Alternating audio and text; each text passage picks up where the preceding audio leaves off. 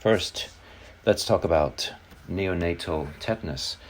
Neonatal tetanus can be prevented by hygienic delivery and umbilical cord care and universal immunization of women who are pregnant or may become pregnant. Immunized mothers provide passive immunity via transplacental IgG, protecting infants until they receive active immunization or vaccination at around the age of 2 months. Next, let's talk about Naegleria fowleri. Remember, this is a free-living motile protozoan that lives in warm water. Exposure can result in primary amoebic encephalitis, which is characterized by acute fever, headache, confusion, and neck stiffness. The diagnosis is confirmed when motile trophozoites are seen on cerebrospinal fluid wet mount. Nearly all patients die. Next, let's talk about Cushing's syndrome. Remember, this is caused by a pituitary adenoma or ectopic or paraneoplastic ACTH secretion and is associated with elevated ACTH levels. High-dose dexamethasone suppresses ACTH and cortisol secretion when Cushing's syndrome is caused by a pituitary adenoma. This is called Cushing's disease, but not when it's caused by ectopic ACTH secretion, for example, with a small cell lung cancer. DNA replication occurs in the 5' to 3' direction on both strands. In contrast to the continuous synthesis of the leading strand, lagging strand synthesis occurs discontinuously and is composed of short stretches of RNA primer plus newly synthesized DNA segments called Okazaki segments.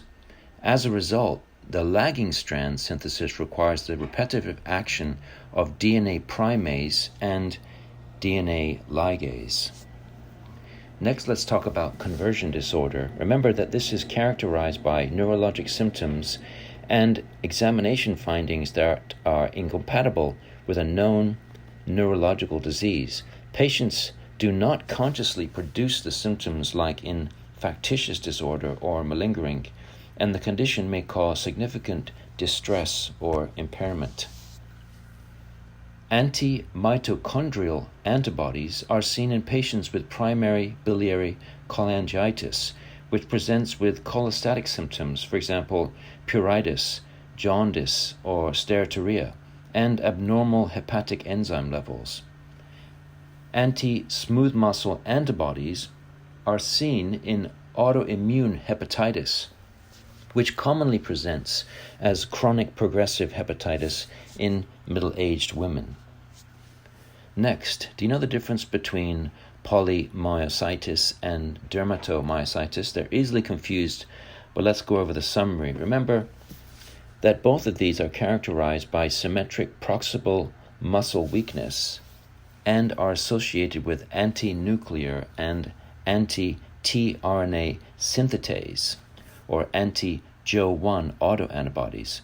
Biopsy in polymyositis shows patchy endosomal infiltrate, for example, direct invasion of individual muscle fibers, whereas with dermatomyositis, this causes perifascicular inflammation, for example, localized around blood vessels and the septa between the muscle fascicles. Next, let's talk about the thoracic duct. Remember that this carries lymph from most of the body and drains into the junction between the left subclavian and jugular veins. Although most commonly injured in thoracic procedures, it can also be injured in neck procedures where it travels through the neck. Injury can result in a chylothorax. The proximal ureter receives its blood supply from the renal artery, whereas the distal ureter is supplied by the superior vesical artery. Circulation to the middle portions of the ureter is variable and anastomotic. Next, let's talk about an abdominal aortic aneurysm and its associated risk factors. Remember that Risk factors for those over 60, smoking, hypertension, male sex, and family history are high, and this leads to chronic transmural inflammation and extracellular matrix degradation within the wall of the aorta. This leads to weakening and progressive expansion of the aortic wall, resulting in aneurysm formation, typically below the renal arteries. Next, minute ventilation. This is equal to the product of tidal volume and respiratory rate and includes dead space ventilation. Alveolar ventilation is equal to the product of respiratory rate and the difference between tidal volume and dead space volume. Next, let's talk about pyruvate dehydrogenase and alpha ketoglutarate dehydrogenase. Remember that these require thiamine as a cofactor. Administration of glucose to thiamine deficient patients, for example alcoholics, can result in Wernicke encephalopathy, for example acute confusion, ophthalmoplegia, and ataxia due to increased thiamine demand. Hypokalemia can result from the intracellular shift of potassium, which can occur due to beta-adrenergic hyperactivity, for example, beta-2 agonists, endogenous epinephrine release, increased insulin levels, elevated extracellular pH, or increased cell production, for example, in acute leukemia. Next, let's talk about succinylcholine. Remember, this is a depolarizing neuromuscular blocking agent used to induce skeletal muscle relaxation. It typically has a very short duration of action due to metabolism by plasma pseudocholinesterase. Pseudocholinesterase deficiency is an autosomal recessive disorder that results in the inability to metabolize succinylcholine, leading to prolonged neuromuscular paralysis after drug administration. Next, let's talk about PTSD. Remember that post-traumatic stress disorder is characterized by intrusive thoughts, nightmares, flashbacks, avoidance of trauma reminders, hypervigilance, and sleep disturbance lasting greater than 1 month. First-generation antipsychotics can be classified according to high or low potency and have characteristic side effect profiles. Low potency antipsychotics are more likely to cause sedation, anticholinergic side effects, and orthostatic hypotension. High potency antipsychotics are more likely to cause extrapyramidal symptoms, for example, dystonia, akathisia, and Parkinsonism. An essential step in the activation of the cellular immune response to a virus is the breakdown of intracellular viral proteins by the ubiquitin proteasome pathway. This pathway is initiated by ubiquitin ligases, which recognize specific protein substrates and attach an ubiquitin tag. The target proteins are then degraded by proteasome into peptide fragments, which are coupled with major histocompatibility complex class I proteins and presented on the cell surface for surveillance by cytotoxic CD8 lymphocytes. Next, let's talk about superantigens. For example, with toxic shock syndrome toxin. Superantigens interact with major histocompatibility complex molecules on antigen-presenting cells and the variable region of the T lymphocyte receptor to cause nonspecific, widespread activation of T cells. This results in the release of interleukin-2 from the T cells and interleukin-1 and tumor necrosis factor from the macrophages. This immune cascade is responsible for the manifestations of toxic shock syndrome. Next, let's talk about beta thalassemia. Remember, this results in hypochromic microcytic anemia. due to decreased beta-globulin chain synthesis. Unpaired alpha chains precipitate within red cells and cause membrane damage, leading to ineffective erythropoiesis and extravascular hemolysis. The Kozak consensus sequence occurs in eukaryotic mRNA and is defined by the following sequence: GCC RCC AUGG, in which R is either adenine or guanine. This sequence helps initiate translation at the methionine start codon, which is also known as AUG. Remember that relative risk reduction is equal to absolute risk control minus absolute risk treatment over absolute risk control. Remember those formulas for the USMLE. Next, let's talk about the flow-volume loop. The flow-volume loop for chronic obstructive pulmonary disease is characterized by increased residual volume and total lung capacity, as well as a scooped-out expiratory pattern due to reduced expiratory flow rates. Both airway narrowing due to chronic bronchitis and decreased elasticity due to emphysematous destruction of interalveolar walls are responsible for the hyperinflation and airflow limitation. Next, let's talk about cataracts. Remember, these are related primarily to chronic photooxidative injury. Most patients with cataracts first develop symptoms at age over 60, but exposure to systemic or ophthalmic glucocorticoids can cause cataracts at an early age. Other causes of premature cataract formation include diabetes mellitus, ocular trauma, and external radiation exposure. The tibial nerve may be injured at the level of the popliteal fossa due to deep penetrating trauma or knee surgery. Patients typically have weakness on foot plantar flexion, foot inversion, and toe flexion, with sensory loss over the sole. Suppression of the hypothalamus pituitary adrenal axis by glucocorticoid therapy is the most common cause of adrenal insufficiency. In these patients, adrenal crisis can be precipitated by stressful situations, for example, infections or surgery, if the glucocorticoid dose is not increased appropriately.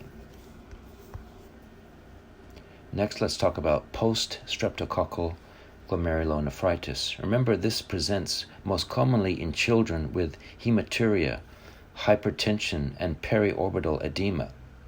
Red blood cell casts and mild proteinuria may be present on urinalysis, and serum creatinine may be elevated.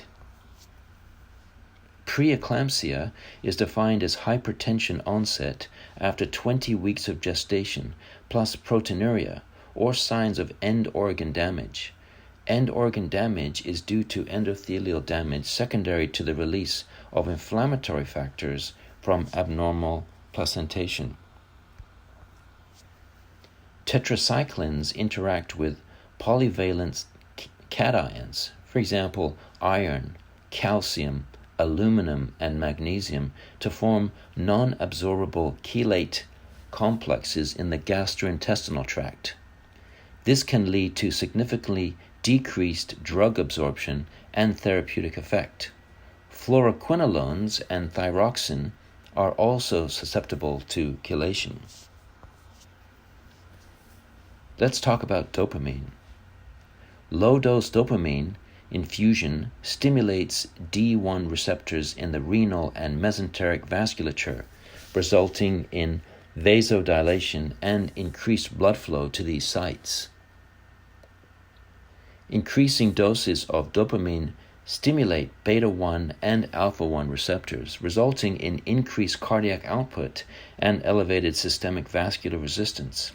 At the higher end of the dose range, the increase in afterload can result in decreased cardiac output. Let's talk about the acute effects of corticosteroids. on white blood cell count. These include an increased neutrophil count and decreased lymphocyte, monocyte, basophil, and eosinophil counts. The increase in the neutrophil count results from demargination of neutrophils previously attached to the vessel wall. Sunlight exposure catalyzes conversion of 7-dehydrocholesterol to cholecalciferol, or vitamin D3, in the skin. Subsequent 25-hydroxylation in the liver and 1-hydroxylation in the kidneys produce 1,25-dihydroxyvitamin D, which is the active form, and inadequate exposure to sunlight can lead to vitamin D deficiency. Digital clubbing. This is often associated with prolonged hypoxia. It can be found in patients with large cell lung cancer, tuberculosis, cystic fibrosis, and suppurative lung diseases such as emphysema, bronchiectasis, and chronic lung abscesses. The sensitivity of a test refers to its ability to correctly identify those with the disease. A highly sensitive test should always be considered over a highly specific test when screening for life-threatening diseases, where identification of every person with the disease is important. So it's important to understand these differences when you come up with these biostatistics questions on the USMLE. The recurrent laryngeal nerve travels in close proximity to the inferior thyroid artery and can be injured during thyroid surgery, resulting in vocal cord paralysis, for example, hoarseness. Urinary tract infections, or UTIs, are common in hospitalized patients with indwelling urinary catheters. The risk for UTI can be reduced by avoiding unnecessary catheterization, using sterile technique, and inserting the catheter and removing the catheter as soon as possible. Heart failure with preserved ejection fraction is characterized by diastolic dysfunction, which frequently occurs in the setting of prolonged systemic hypertension due to concentric left ventricular hypertrophy. Patients with long-standing hypertension have increased systemic vascular resistance. Large prolactin-secreting pituitary tumors can compress the optic chiasm, causing bitemporal hemianopsia. In addition, elevated prolactin levels suppress release of GnRH, which leads to decreased LH secretion and subsequently impaired testosterone production in men. Okay, we'll just do a few more in this session. We're going to finish up soon.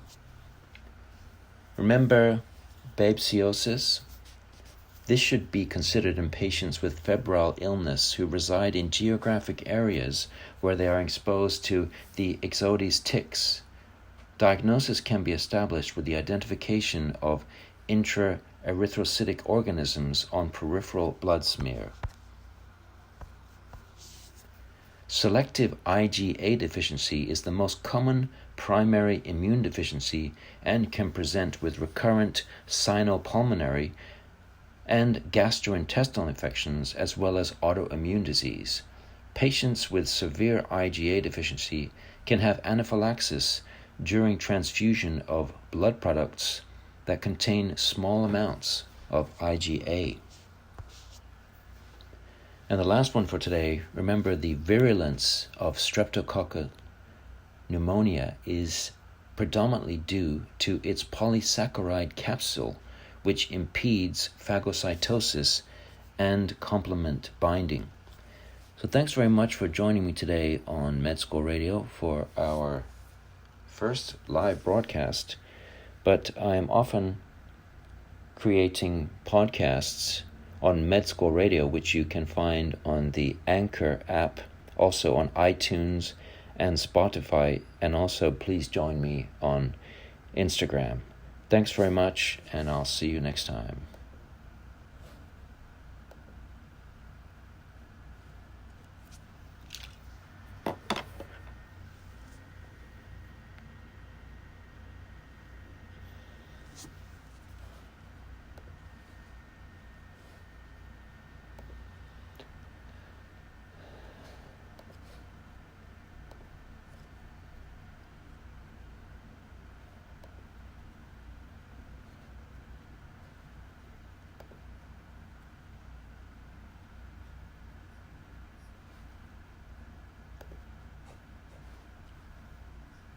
Hello everyone, and welcome back to Med School Radio.